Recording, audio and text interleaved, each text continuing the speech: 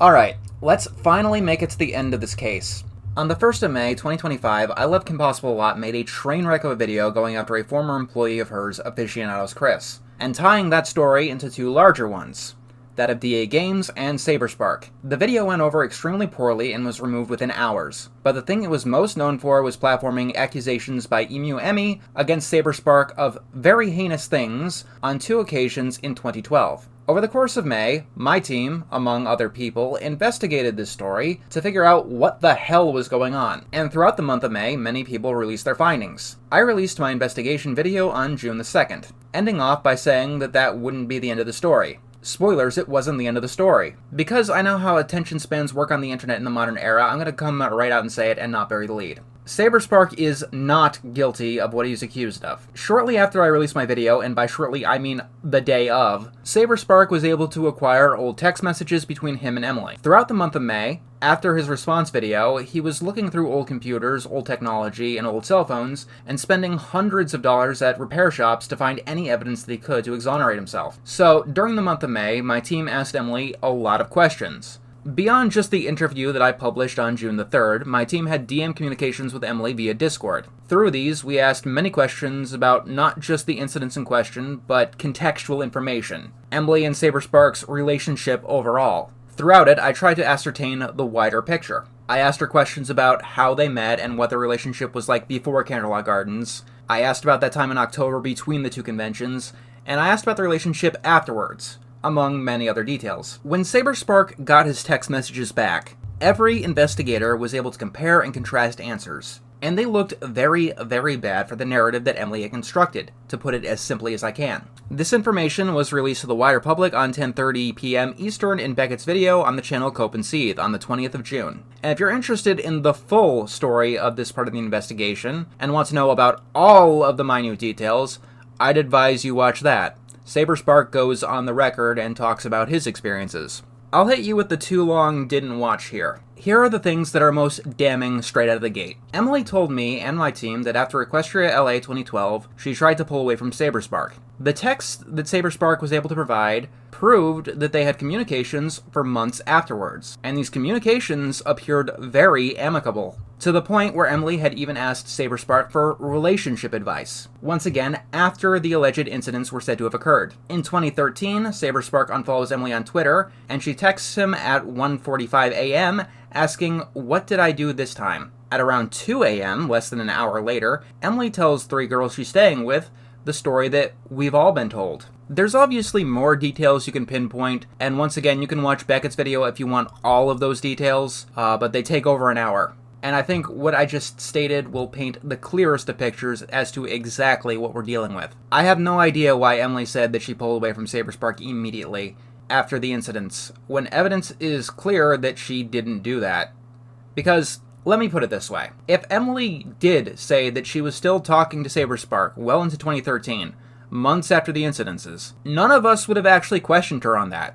I know that for a fact because no one asked why she was still talking to Saberspark during the second convention, a month after the first. Emily and Beckett had an off-the-record talk that I'm not entirely privy to, and as far as I can tell, her excuse is that she genuinely does not remember the months that occurred after talking to Saberspark for all of this. And I'm gonna be blunt, I find that very hard to believe, specifically because of the set of circumstances that we got to this point. I had Emily walk me through her activities the entire days of both conventions. So let's talk about what Emily did remember last month. During the first incident, she did remember immediately telling someone on Skype about what happened, sleeping in the lobby, walking around the hotel outside, and she even remembered which hotel it was. She also remembered that there was supposedly a domestic violence incident in the room that she was supposed to be staying at. She was also able to remember many of the details of her own controversies that spanned years, and goes all the way back to when she was a teenager on Dr. Phil. When it comes to the second convention, she originally got the date wrong,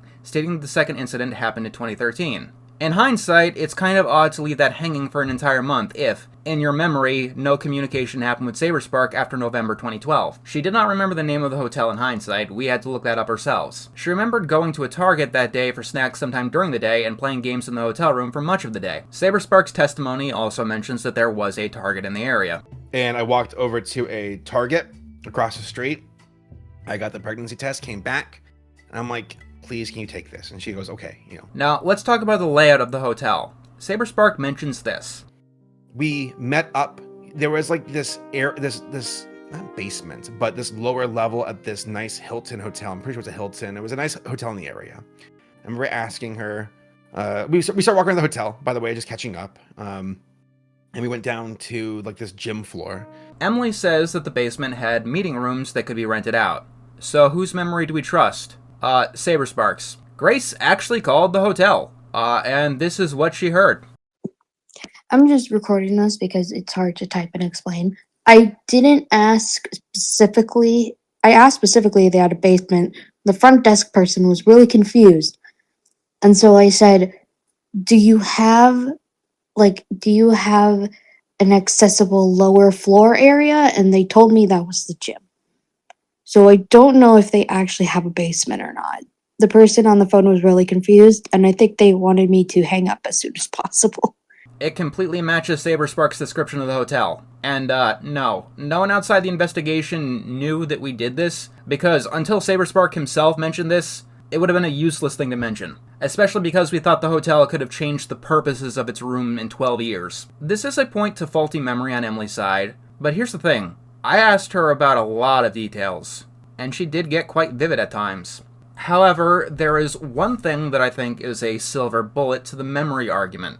Emily stated that Saberspark texted her at the second convention. She was absolutely sure of it. She was so sure of it that she stuck with it even when we told her that it was impossible because we all thought that Saberspark's phone was dead at the time. It was a solid detail in memory that she could not be swayed from. For me to believe that memory is an excuse, I'd have to believe her that Emily didn't remember months of interactions after the convention, while explicitly remembering benign details when asked. The couch seats in the hallways having no backs doesn't mean anything, but Emily was able to recall them. It especially doesn't mean anything since the hotel could have changed decor since then, and probably doesn't look the same way a decade later. Knowing them or not knowing them doesn't alter the believability of the story. Meanwhile, Saberspark's text messages are very impactful. They fundamentally change everything. But let's give as much grace as I possibly can at the end here. Let's argue that there is a selective memory involved. In that case, can we take someone's word that the incidents happened as remembered? The incidents themselves. If memory alone is what we're talking about, Saberspark was able to correctly remember details about the hotel that Emily was not. That's the argument that anyone who believes that Saberspark did what he was accused of needs to overcome at this point. Saberspark has his old data, and he shows him scrolling through the messages on screen in Beckett's video, specifically to prove that they're not fabrications. Whatever you want to call Emily's testimony, lying, misremembering, or anything in between, what Emily told me specifically does not line up with evidenced reality. And to be honest, that's what's important at the moment. Why she said what she said, or the intent behind it, aren't questions that I can personally answer at the present. And that's the long short of it. But I understand that a lot of people have a lot of other questions. And I want this to be the final video that I make on this matter. So let's talk about everything that I can answer, because at this point, there's no reason to keep anything secret. Let's go with the big question that I know a lot of people have been asking. Why did you listen to Emily at all? Like, why did we even give her the time of day? With the interview and the investigation and the video? Let's start with a couple of reminders. One, at the start of this, we didn't know Emily's long backstory. And when we did learn of it, it changed the dynamic of everything. And two, the allegations were originally leveled by KP, who is not very competent.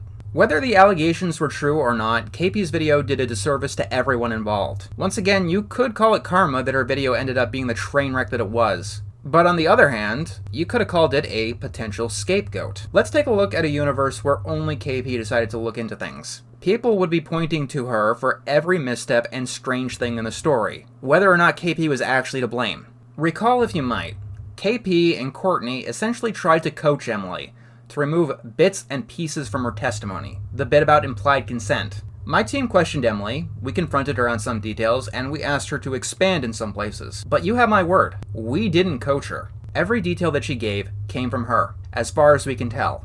I want to double emphasize, as far as we can tell. My promise is that my investigation team didn't alter the testimony ourselves. There is the distinct possibility that Emily was coached by other people who are not KP. Emily was in a group chat with other people against Saberspark, and Emily also claimed that her unnamed best friend needed to remind her of the year. This unnamed friend may have also provided other details that we are not privy to. And KP has proved that Emily was at least receptive to being coached. On the flip side, any time that Emily would have been disbelieved, any of the other people platforming Emily could have just said that it was KP's fault, and her video and her actions made things look bad. Real or false, allegations appearing randomly in a mess like that had life-altering implications. Life-destroying implications no matter what the truth was. My stated goal was always to give Emily a fair shake in the court of public opinion. I did state to her that I would have to report all of my findings, whether or not they made her look good or bad. And that's largely one of the reasons that I did continue with the investigation in the video. And in the end, I think that I did succeed in giving her a fair shake. People do have problems with the video, as always, but I think that it holds up with the information that we had at the time. Of course, here's the thing. At the time, Emily provided us with false information. Once again, intentionally or not.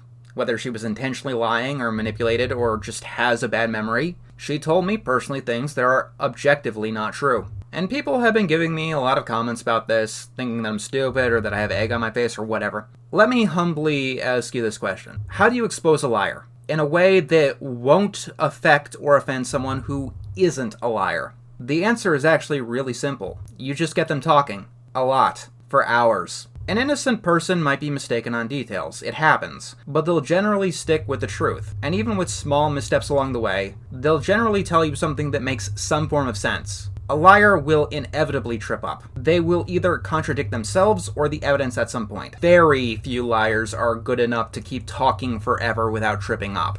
You see, it wasn't just the text messages that exonerate Saberspark. It was that they could be compared directly with the testimony that Emily gave to me and my team that created stone-cold, inarguable contradictions. So if you're wondering about that, no, I don't regret giving Emily the interview and talking to her for weeks, because those were essential to uncovering the truth. No matter what the reality ended up being, this helped paint the proper picture of reality. When something was only verified through testimony, I stated on record that things were alleged. I didn't speak to things that I couldn't outwardly state or prove. Despite talking with Emily for all this time, I still said that the story at the time was a he said she said. And it was until Saberspark got his text correspondence. On the other hand, Emily wasn't able to provide evidence. Sort of. She provided evidence of her telling other people the story that she's saying now, but not the actual story. She provided evidence that she was at the conventions, but none of those things were ever in question. Like, at no point did anyone with even the most cursory of knowledge say that Emily wasn't at these supposed conventions. And obviously, Emily not providing evidence can look fishy in hindsight. A ton of things can look fishy in hindsight, and for what it's worth, we knew exactly what we were dealing with. Alternatively, it was over a decade ago, and the Skype chats that these people had are gone. Saberspark was able to find his old phones, but as far as I can tell, even he wasn't able to get the Skype logs. But what he was able to find was enough. I'll put it like this. We gave Emily a lot of the benefit of the doubt. Whether or not you should give people the benefit of the doubt is, well, your decision in the end. Let me put it like this. At the start, we gave KP the benefit of the doubt, and tried to keep her in the loop. When we told her who Emily really was, because KP didn't give her the benefit of the doubt, she went out of her way and threatened Emily, and then gave her DMs to Beckett. Beckett gave Saberspark the benefit of the doubt, and was able to properly get to the bottom of things. Beckett gave Lazy Bedhead the benefit of the doubt, and they were able to talk, and Beckett also gave me the benefit of the doubt. Investigations like these always involve giving at least some people the benefit of the doubt. I will agree there are some people that you absolutely should never give the benefit of the doubt to, but that's not most people. And unfortunately, sometimes you win and sometimes you don't. However, the public only notices when you lose in the game of Russian roulette. So I will say, we did give plenty of people the benefit of the doubt. Some of them we lost, and some of them we didn't. Now, let's talk more in depth about this. So on Twitter and in comments, a lot of people were mad at me for working with Beckett of Cope and Seethe. Bonk especially, who was really mad at me for mentioning him at all in my investigation video, and then who decided to confront me on call. People even called me biased for platforming Beckett, and for linking to Beckett's second video on Twitter, and here, I guess. I'll tell you right now, I am biased. I'm biased to the truth, and the truth was my #1 focus in all of this. And to get to the truth, you have to work with a wide variety of people. Beckett has been accused of harassing people, specifically Bonk on Twitter, and using ableist language like the R word. And I believe that anyone who knows me knows that I'm not exactly a fan of that kind of language. I'm not going to defend every little thing that he does, and I don't think anyone else would either. Here's the crux of the matter. Beckett has very good investigative skills. He fights for what he believes in, and he was able to help Saberspark prove his innocence. During the investigation, he was able to get in contact with people that my team either didn't or couldn't, like Claire Corlett and Michelle Kreber. I still don't even know how it was possible to get them on the record. I said a billion times in my first video that I disavow harassment of any kind, and that hasn't changed. Even if morality is off the table, it's just impractical. The problem I'm having here is that people coming after Beckett all have their own biases, and it's hard to take anything they say at face value. Bonk literally told me that he believes that Beckett is right-wing, because cope and seethe is a phrase that is said by right-wing people on places like Reddit and 4chan. That's not even a joke. That is here's the DM. And calling Beckett right wing is something that comes up by Bonk over and over and over and over again. Beckett is not right wing. Here's a community post about Pride Month stickers. He's not right wing.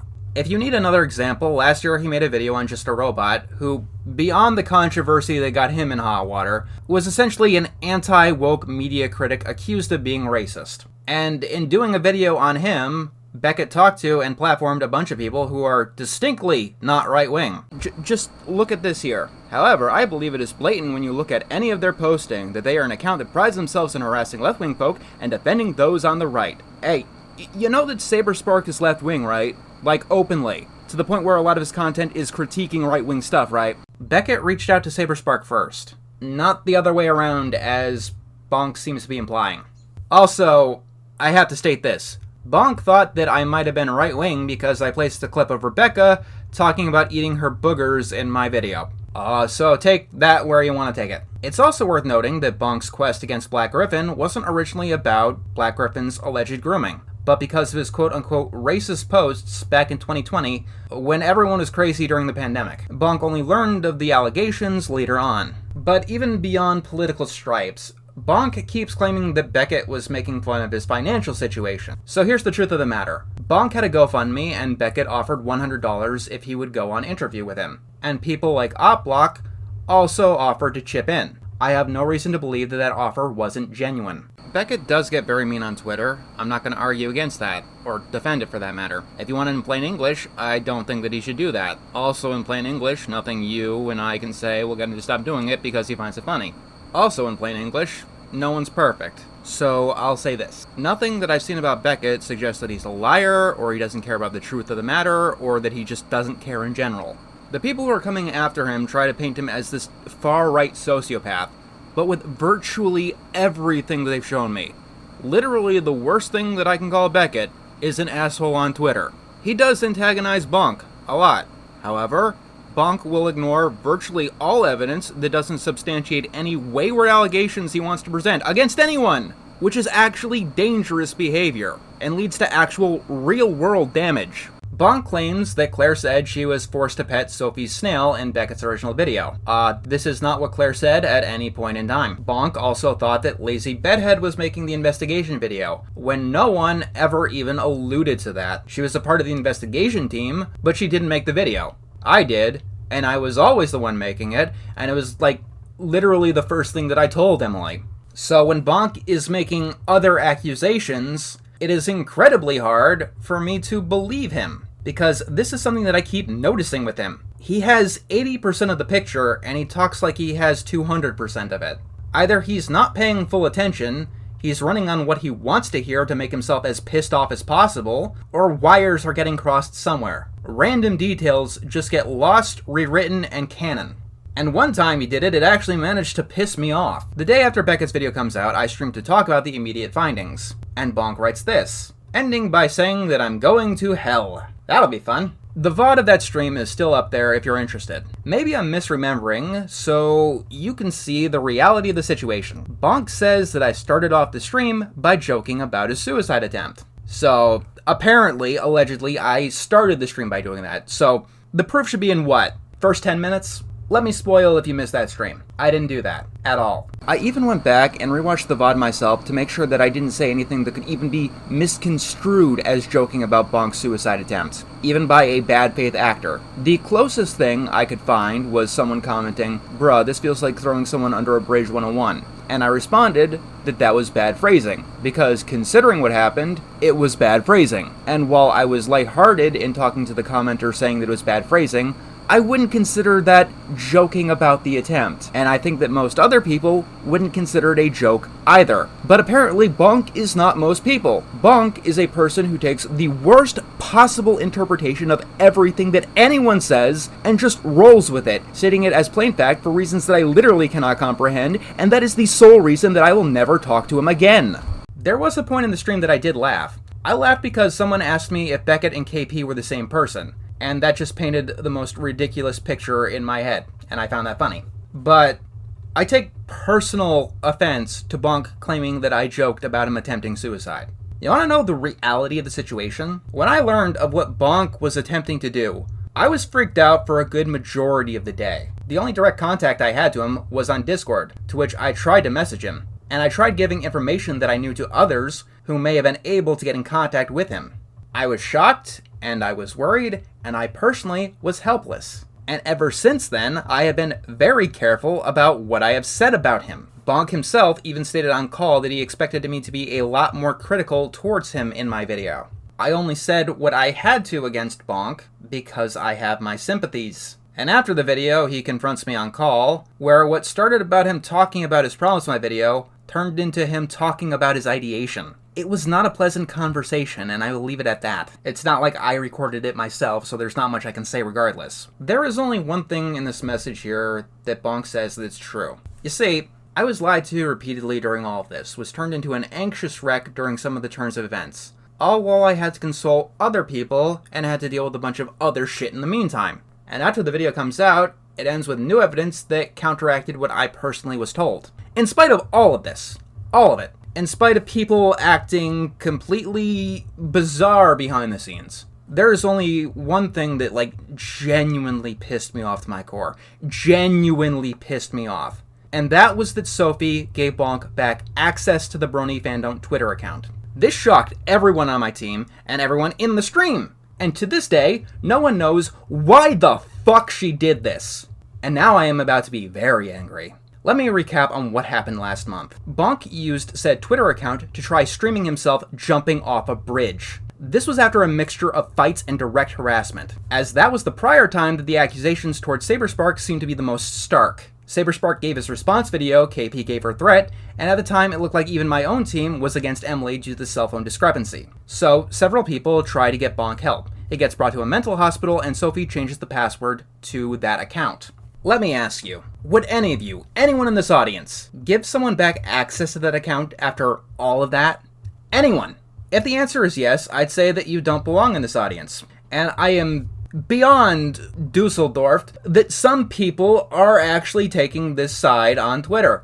I'll say it as plainly as I can. While Bonk's attempt was trying to throw himself off a bridge, he used his platform as a tool in attempting suicide. I'll tell you exactly what Sophie did. I will be as blanket as I can. What Sophie did was give the keys to the liquor cabinet back to an alcoholic as soon as they got home from having their stomach pumped. And yes, you could argue that Bonk owns the account. I will state that he has as much a right to that account at this point as a drunk driver has the right to their car keys.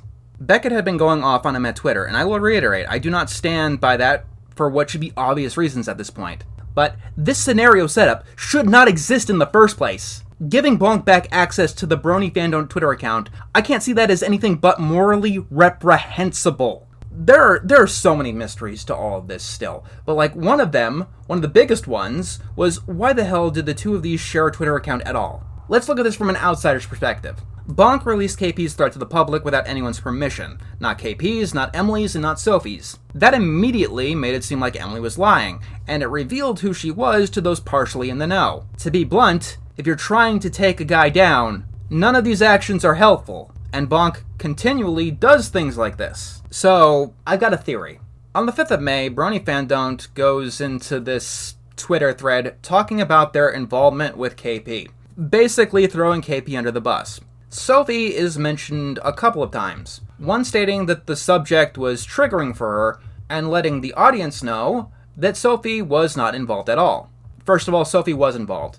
Here's a screenshot of Amy, Emily, Bonk, and Sophie all in a chat room together. The real Emily. The real Emu Emmy. So Sophie was involved by definition. If you're not familiar with the Brony fandom lore, this mention of Sophie comes out of nowhere. My first reaction at the time was that Bonk just doxed the anonymous, and Sophie was actually Emily's secret identity. Because that just fits in as well. So, let's ask an obvious question here. Who wrote this thread? Remember, at the time, there were two people who had access to it. Is it Bonk or Sophie that is writing Sophie had no involvement? I'll give you a spoiler. There's no way that we can tell for sure, and my theory is that that's by intent. Through this thread, we do see Bonk's DMs with KP, which does allude to the fact that it's Bonk posting them. Or it would, except for the fact that I also have those DMs. Beckett also has those DMs. Those DMs have been leaked. Alternatively, on May the 13th, Sophie writes to Emily that she logged out of the Brony fandom account Twitter, specifically after disavowing the KP video. Now, these are the tweets that Sophie did sign off on. The second one she did anyway. The first one she didn't. I just have to assume that she wrote the first one. And you'll notice that many of the tweets on the account weren't signed off on, like it's not relevant information. But it clearly is relevant information. I have a hard time believing that these are the only tweets that Sophie wrote before she took the account from Bonk. Also, for someone who was less involved than Bonk, it appears that they had equal amount of knowledge at the time, both getting blindsided by the actual video, but both seeming to have some sort of knowledge and understanding of Emily. Sophie had access to the Brony fandom account, and it gave her the perfect grounds to say whatever shit she wanted about Saberspark, Black Griffin, anyone. And unless she explicitly gave her signature, everyone would have thought that it was Bonk. I'm not saying that any specific post is hers because I don't really know. I can't know. As far as I can understand it right now, she's not just given Bonk back the account, but completely absolved herself of the Brony fandom project. Now that timing is very interesting. When the account's reputation is completely shattered beyond repair due to flying too close to the sun, someone packs up and runs. And you know, that's one thing that I'm not letting happen again. So, let's get a little bit in depth here. During the production of my video, Bonk was released from the hospital and has been doing a lot of the old stuff on Twitter. He came at me, wanting me to disavow Beckett, keep saying X, Y, and Z about Saberspark, and has been getting into a lot of fights. I use the word fight specifically. Harassment is one way, a fight is two ways. So he's putting out a lot of insults, a lot of deranged statements, and clear misinformation. And I could go on disavowing this or that, talking about who did what and try to get to the bottom of the murky depths, but in an internet slap fight it's irrelevant. In a fight, everything gets very nasty and no one looks good. And if I were to critique every little thing that every party did, we'd be here all day. That's not the point of what I'm trying to get at. I want everyone to think of everything that Bonk has been doing since getting out of the hospital and getting the account back. And you know what? Everything that's been happening to him. I want everyone here to remember Sophie had the power to stop this. She was the only person who had the actual power to stop this. Other people could report the account, but she had the password and she temporarily removed access from Bonk. I will say, Bonk also had access to the Blue Sky, which did and does have a smaller audience. But even with that in mind, Sophie could have used the Brony fandom Twitter account to distance itself from Bonk's actions and disavow them. She did not. She took the option of giving the account back to Bonk. The Twitter account, whose generalized community is much more toxic than Blue Sky's. Once again, after he used said account to stream himself attempting to jump off a bridge. You know what? Let's talk charity. I'm willing to hear a reason that doesn't make Sophie's actions look demented. However, if there is any reason you can think of, I want that reason stated publicly on your own Twitter profile. I want everyone to hear it. Because, like, here's the ironic thing. Despite everything that Bonk has said and done and blah blah blah, I don't want bad things to befall him. But here's the fact of the matter. As long as he is in that Twitter account, bad things will befall him. Because he has proven that he cannot handle it. especially now that the Saberspark allegations have fallen apart, and the ones that platformed them were conspirators against Black Griffin, allegations that Bonk has been trying to do something with for over half a decade now, and has been a major part of his life. And yes, conspiracy. I don't use the word conspiracy lightly because it's a word that's hard to take seriously. But there was a legitimate conspiracy against Saberspark. Emily's screenshot of them all together proves it. Sophie, Amy, Emily, and Bonk were all talking behind the scenes. This is despite Amy claiming that she has very little involvement, despite Brony Fandon't claiming that Sophie couldn't get involved because the story triggered her.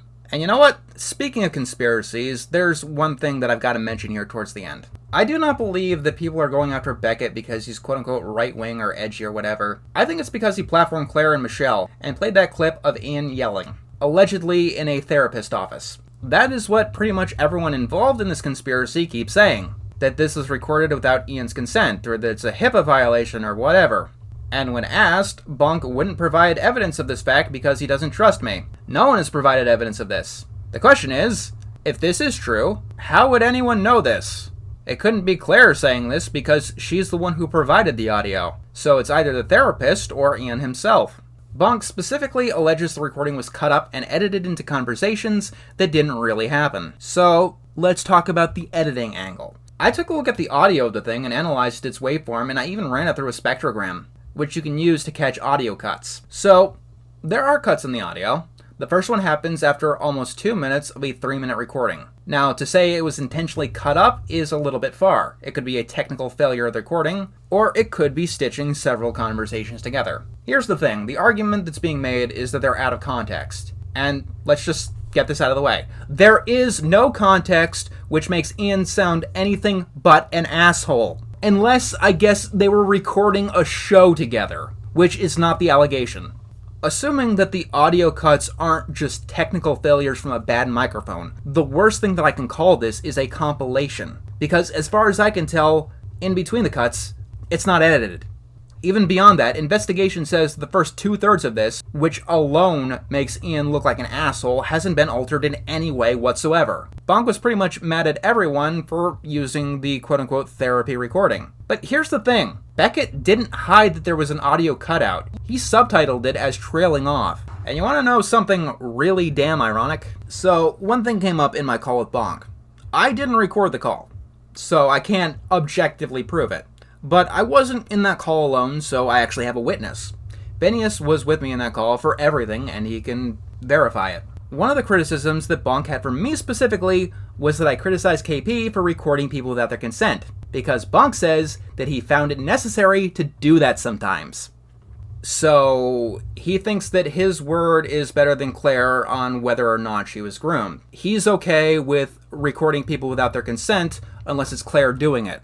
The person he believes he is trying to save. And I bet he's probably wondering why I won't talk to him anymore. Bonk can accuse me of lying of that, but once again, I had a witness in that call. And if we're playing the defamation game, he accused me of making jokes about his suicide, which I blatantly did not do and can prove because the VOD is still on my channel. Will be on my channel is an unedited. Definitionally, that's libel. I'm not going to do anything about it, I'm just stating a fact of the matter. And if he keeps going on the same path, he's going to rub against someone who is far less charitable. I would not joke about his attempt. I've got nightmares about what he tried to do, and I'm not even joking.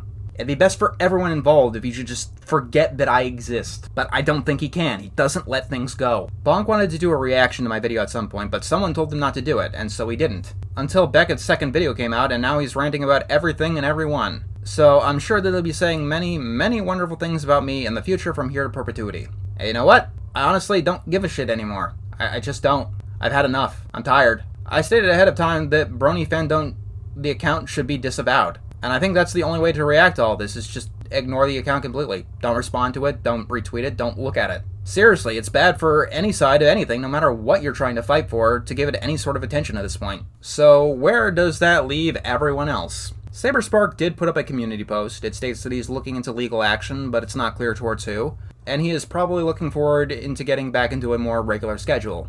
If you're curious, Saberspark and I did talk behind the scenes after my video, and we came to amicable terms. There is no bad blood between us anywhere. As for the people directly involved in the allegations against him, I'm guessing that they're going to try and move on, try and pretend that they didn't have as much involvement as they did. But in the end, the only real question is who is the most culpable of everything that happened. But that's not a decision for me. That is a decision for the courts at this point. Legal and court of public opinion, I guess. Yeah, that's the funny thing that no one tells you about going to the court of public opinion instead of an actual trial. The court of public opinion doesn't have rules of double jeopardy. Actual legal only has one shot, so they need to put all the evidence at the table. Meanwhile, out here, we could be relitigating things every time someone sneezes weird. A lot of people have their own opinions about amateurs doing stuff like this. Like, pretty much everyone involved isn't an actual professional. Most of us have a degree of professionalism, but like no one has a degree in investigations. And when amateurs get involved, shit does tend to happen. A lot of bad shit.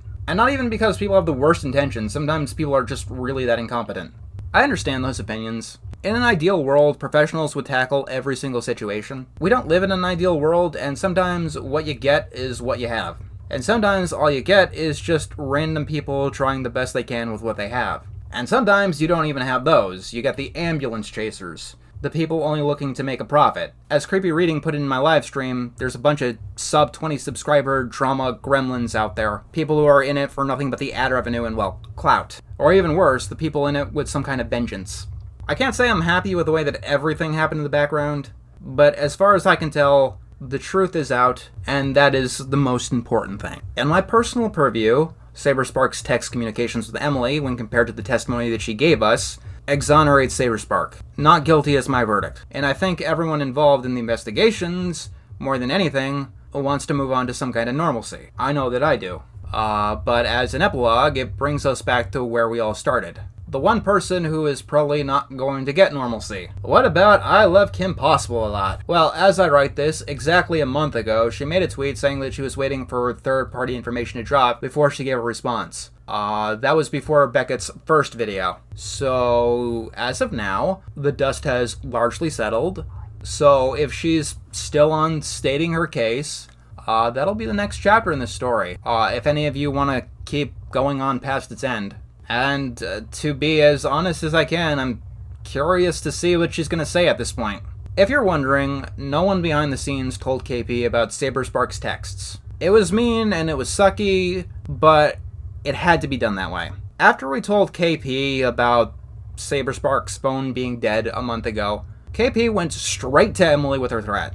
Whether or not Bonk leaked it, it made the statement to the investigation that anything KP was told was public. So she learned of the full truth when the public did, I presume.